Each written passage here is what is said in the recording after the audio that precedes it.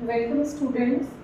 कल हमने जो चैप्टर स्टार्ट करा था the end of the bipolarity, उसमें से हमने सबसे पहले और सबसे इम्पॉर्टेंट चीज़ जो आज मैं इस वीडियो में डिस्कस करना चाहती हूँ वो ये है कि मैं पढ़ाते हुए आपको जितने भी कार्टून बेस्ड क्वेश्चंस हैं प्लस जितने भी हमारे पैसेज के अकॉर्डिंग जितने भी इम्पॉर्टेंट क्वेश्चंस बनेंगे वो मैं आपको मार्क कराती रहूँगी। So let's start this chapter the end of the bipolarity. कल जो हमने डिस्कस करा ये चैप्टर, उसमें सबसे पहले जो हमने पढ़ा था वो पढ़ा बाइपोलैरिटी में जो हमारी बर्लिन वॉल है उसकी इंपॉर्टेंस को हमने डिस्कस करा। यहाँ से जो क्वेश्चन आता है, कई बार वो पिक्चर बेस्ड क्वेश्चन भी हो सकता है, इन दोनों इमेजेस को आपको बहुत अच्छे से याद रखना है। लाइक आपको पता होना चाहिए कि अगर हम लोग इस तरीके की कोई वॉल वाला सीन देख रहे हैं तो एकदम से माइंड में क्लिक हो जाना चाहिए कि ये हमारे chapter 1 the end of the bipolarity से है और ये हमारी बर्लिन वॉल से रिलेटेड क्वेश्चन है। और आपको इसमें से इम्पॉर्टेंट क्वेश्चंस कौन से तैयार करने हैं, वो तैयार करने हैं हमें कि बिल्ड कब हुई। इट मीन्स ये कब बनी, इन 1961। ये एमसीक्यू के लिए क्वेश्चन आपको प्रिपेयर करना है। कितने सालों तक ये रही, 28 ईयर्स। देन उसके बाद अगर हम इसके लिए बात करें, finally broken by the people, वो कौन सा ईयर था, वो था हमारा 1989। तो ये तीन आपको डेट्स और यहाँ पर ये तीनों चीज़ें आपको याद रखनी है फॉर द बर्लिन वॉल। तो ये हमारा क्वेश्चन तैयार हो गया for the picture based and plus हमारा एमसीक्यू। तो ये कुछ क्वेश्चंस यहाँ से बने। देन उसके बाद नेक्स्ट आते हैं कि अब ये जो चैप्टर स्टार्ट होता है, बिकॉज ये तो हमें बहुत अच्छे से पता है हम किस चीज़ को पढ़ रहे हैं यहाँ पे, the end of the bipolarity, कि किस तरीके से वो जो दो हमारे सामने सुपर पावर्स थी उसमें से एक सुपर पावर यूएसएसआर कैसे डिसइंटीग्रेट हुआ। तो उसमें से अगर हम उसके डिसइंटीग्रेशन को समझेंगे तो सबसे पहले हमें जो समझना है वो समझना है सोवियत सिस्टम। अब मैं यहाँ पर आपको की पॉइंट्स में बताऊंगी पूरा सोवियत सिस्टम क्या था। सबसे पहले हमें यूएसएसआर की फुल फॉर्म पता होनी चाहिए। क्या फुल फॉर्म है यूएसएसआर की? You stands for union of Soviet socialist Republic. तो ये फुल फॉर्म है हमारी यूएसएसआर की। अब कैसे यूएसएसआर बना? 1917 में वहाँ पर एक रेवोल्यूशन हुआ, रशियन रेवोल्यूशन जिसको कहा जाता है। उसके बाद ये सोशलिस्ट आइडिया से इंस्पायर्ड हुए। देन अगर ये सोशलिज्म से या सोशलिस्ट आइडिया से इंस्पायर्ड है तो ऑब्वियसली ये कैपिटलिज्म का अपोज करेंगे। तो इस तरीके से ये सोशलिस्ट कंट्री बनी। एंड देन उसका जो पॉलिटिकल सिस्टम था यूएसएसआर का, वो कैसा सिस्टम था? यहाँ पे ये सेंट्रलाइज्ड सिस्टम था। ये एक कम्युनिस्ट पार्टी के चारों तरफ ये रोटेट हो रहा था। केवल एक कम्युनिस्ट पार्टी थी जो एंटायर यूएसएसआर को कंट्रोल किए हुई थी। तो इट मीन्स यहाँ पर जितनी भी चीज़ें हैं वो किसके कंट्रोल में हो चुकी थी? वो हमारी एक पॉलिटिकल पार्टी कम्युनिस्ट पार्टी के कंट्रोल में थी। देन उसके बाद थोड़ा सा हम इसके बैकग्राउंड में जाएंगे। बैकग्राउंड में अगर हम लोग बात कर रहे हैं यहाँ पर, तो जैसे after the second world war, ये तो सबको पता है वर्ल्ड 2 पार्ट्स में डिवाइड हो चुका था। तो जो हमारा यूएसएसआर था, जो यूएसएसआर की जितनी भी कंट्रीज थी, क्योंकि 15 कंट्रीज का ये एक रिपब्लिक था, इन सब ने मिलकर क्या करा, इन्होंने अपना एक ग्रुप बनाया जिसे एक मतलब मिलिट्री पैक्ट करा या मिलिट्री अलायंस जिसे कह सकते हैं, और उसका नाम था वॉर्सो पैक्ट। ठीक है, यूएसएसआर के मिलिट्री अलायंस का क्या नाम था?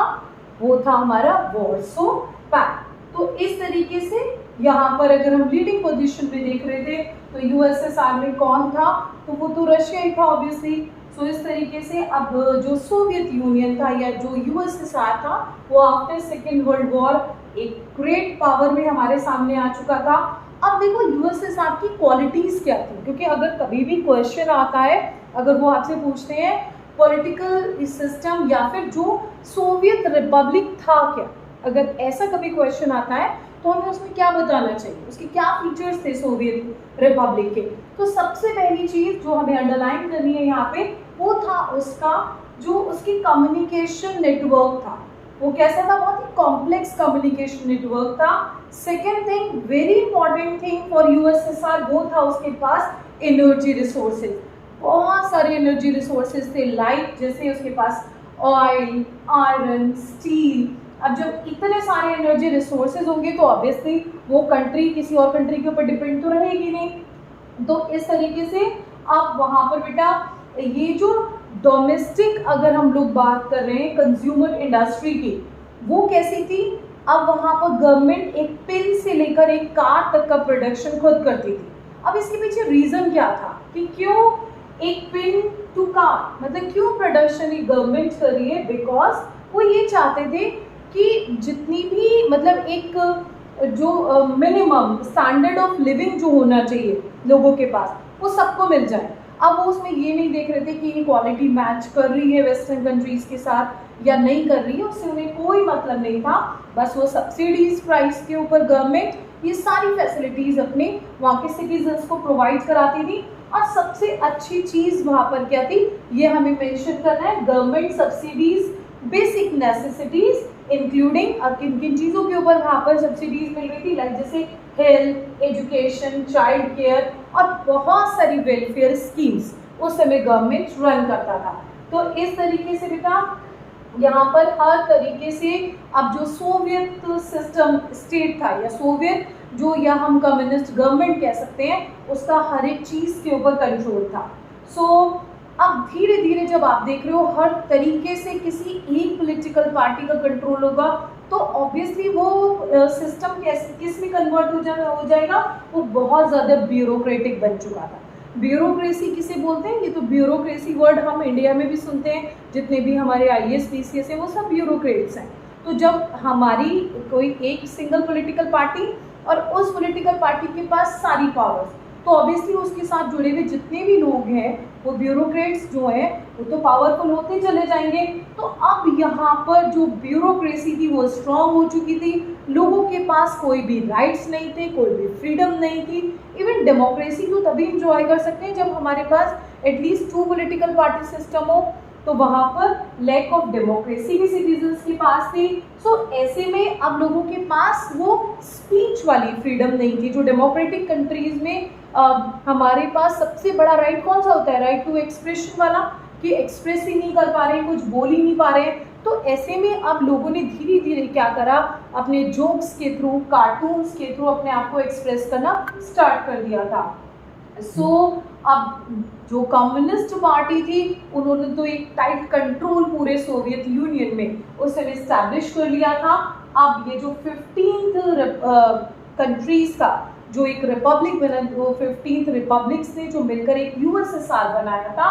अब वहाँ पर तो बेटा सबसे बड़ी प्रॉब्लम यही थी कि वहाँ पर लोगों के पास बिल्कुल भी फ्रीडम नहीं थी, डेमोक्रेसी बिल्कुल नहीं थी। सो यहाँ पर हमने ये सिस्टम देखा, किसका, सोवियत सिस्टम, ये हम लोग यहाँ पर डिस्कस कर रहे थे।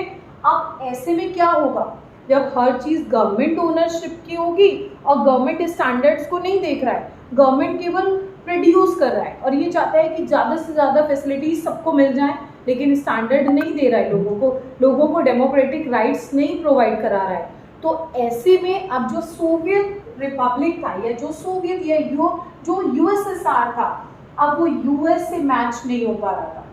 क्यों? क्योंकि US में तो डेमोक्रेसी थी, US में तो वो लोग केवल इन्हीं चीज़ों के ऊपर नहीं फोकस कर रहे थे, वो ओवरऑल डेवलपमेंट कर रहे थे। वो लोगों को डेमोक्रेटिक राइट्स भी दे रहे थे, लोगों के पास एक स्टैंडर्ड वाली लाइफ भी थी, लेकिन यहाँ पर कुछ भी नहीं था। अब इसी ड्यूरिंग क्या हुआ, 1979 में सोवियत यूनियन ने, मतलब USSR ने किसके ऊपर अटैक कर दिया, वो था हमारा अफगानिस्तान। अब अफगानिस्तान के ऊपर जब अटैक करा तो फिर से सोवियत जो सिस्टम था वो, भाई देखो बर्डन तो आना ही है, कोई भी चीज़ होगी, कहीं भी आप वॉर करेंगे तो एक बर्डन फिर से सोवियत यूनियन के ऊपर एक क्रिएट हो चुका था। सो अब धीरे धीरे क्या हुआ बेटा, जब इतनी सारी प्रॉब्लम्स सोवियत यूनियन के सामने आई कि भाई लोगों को वो डेमोक्रेटिक राइट्स नहीं प्रोवाइड कर पा रहे हैं, वो लोगों को वो स्टैंडर्ड नहीं दे पा रहे हैं जो वेस्टर्न कंट्रीज़ के पास, इट मीन्स जो US के पास स्टैंडर्ड था लोगों के पास, वो नहीं प्रोवाइड करा रहे हैं, और ऊपर से वो अफगानिस्तान वॉर में इन्वॉल्व हो चुके हैं।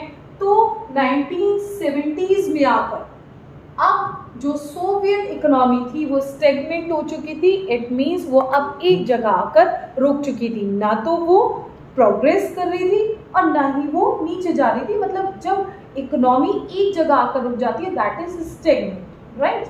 तो ये था हमारा सोवियत सिस्टम जो हमने यहाँ पर डिस्कस करा। ये सबसे इम्पॉर्टेंट है, इसमें से कुछ की पॉइंट्स हमें पता होने चाहिए, लाइक जैसे हमने रशियन रेवोल्यूशन पढ़ा फर्स्ट पॉइंट। सेकंड हमें नोट करना चाहिए इसमें से जो एनर्जी रिसोर्सेज उनके पास हैं।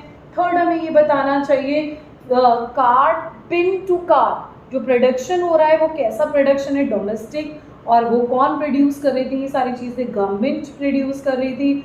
देन उसके बाद डेमोक्रेटिक राइट्स बिल्कुल भी नहीं थे, और किस तरीके से केवल और केवल वहाँ पर जो लोग थे उनके पास मतलब एक्सप्रेशन वाला राइट, स्पीच वाला राइट नहीं था। तो अब उनके अंदर धीरे धीरे डिससेटिस्फेक्शन आ रहा था, बिकॉज अब उन्हें नॉलेज हो रही थी वेस्टर्न कंट्रीज़ की कि वहाँ पर कैसे डेमोक्रेटिक राइट्स हैं, किस तरीके से उनका यूज़ किया जा रहा है। तो ये था हमारा सोवियत सिस्टम ओवरऑल। तो अब इस चैप्टर में सबसे पहले हमने बर्लिन वॉल को रीड करा, देन उसके बाद हमने सोवियत सिस्टम पढ़ा। अब हम उसके बाद हम इसमें अब इस डिसइंटीग्रेशन की तरफ एक प्रोसेस करेंगे, वो हम कवर करेंगे नेक्स्ट वीडियो में। Thank you so much.